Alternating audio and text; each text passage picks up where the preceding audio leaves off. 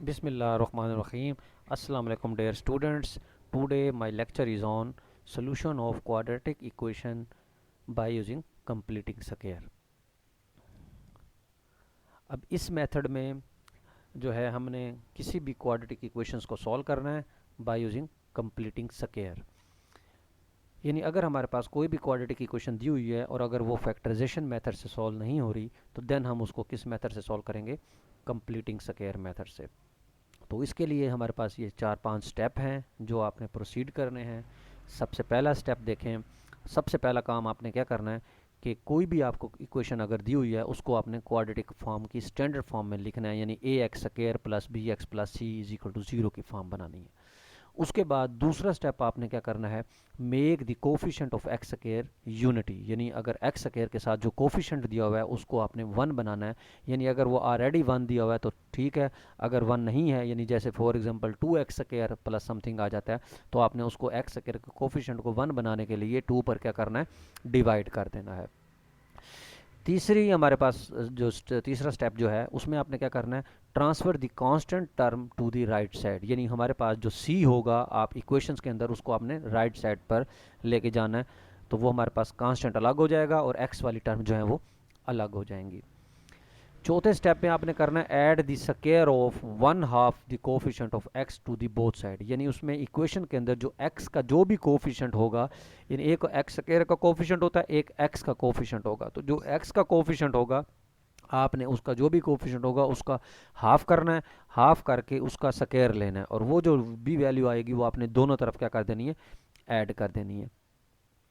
तो उसके बाद देन हमारे पास पांचवा स्टेप क्या हो जाएगा, हमारे पास कंप्लीट हो जाएगा स्क्वायर। उसके बाद कंप्लीट स्क्वायरिंग के बाद आप उसका क्या ले लेंगे, दोनों तरफ स्क्वायर रूट ले लेंगे और हमारे पास एक्स की वैल्यू जो है वो कैलकुलेट हो जाएगी। अब जैसा कि इस एग्जांपल भी देखते हैं हम, सॉल्व करना है हमने 6x square minus 5x plus 1 is equal to 0 को by using completing square method. तो सबसे पहला काम आपने क्या करना है कि इसको एक्स स्क्वायर का जो कोफिशिएंट है उसको 1 बनाना है। तो 1 बनाने के लिए क्योंकि अब एक्स स्क्वायर का कोफिशिएंट 6 है तो हम 6 पर डिवाइड कर देंगे। तो यहाँ आ जाएगा एक्स स्क्वायर, यहाँ आ जाएगा 5/6 और यहाँ आ जाएगा 1/6। ये हमारा पहला स्टेप हो गया। दूसरे स्टेप में आपने क्या करना है कि जो आपका सी होगा यानी जो कांस्टेंट होगा उसको आपने राइट साइड पर लेके आना है। तो देखें ये 1/6 जो है वो राइट साइड पर आके -1/6 बन गया। उसके बाद तीसरा स्टेप आपके पास क्या है कि जो x का कोफिशिएंट होगा, अब x का कोफिशिएंट यहाँ कितना है 5/6, तो उसका करना है हाफ। अब हाफ जिस नंबर के भी आपने हाफ करना हो तो इट मीन्स कि आपने उसका 2 पर डिवाइड करना है। तो 5/6 का जब हाफ करेंगे तो इसका मतलब है 5/6 को हम 2 पर डिवाइड करेंगे तो 6 2 कितना हो जाएगा, 12 हो जाएगा। तो ये हो जाएगा 5/6 यानी 5/12 आपने क्या करना है, दोनों तरफ उसका स्क्वायर ऐड कर देना है। यानी तो जो x का कोफिशिएंट होगा उसका हाफ ऑफ दी स्क्वायर, यानी उसके 5/12 आ गया तो 5/12 इधर भी स्क्वायर ऐड कर दिया और इधर भी स्क्वायर ऐड कर दिया। तो ये देखें, ये क्योंकि असल में उन्होंने इस फॉर्म में लिखा है 5/6 है, 2 से मल्टीप्लाई किया, 2 से डिवाइड किया तो ये 5/12 तो खुद ही बन गया।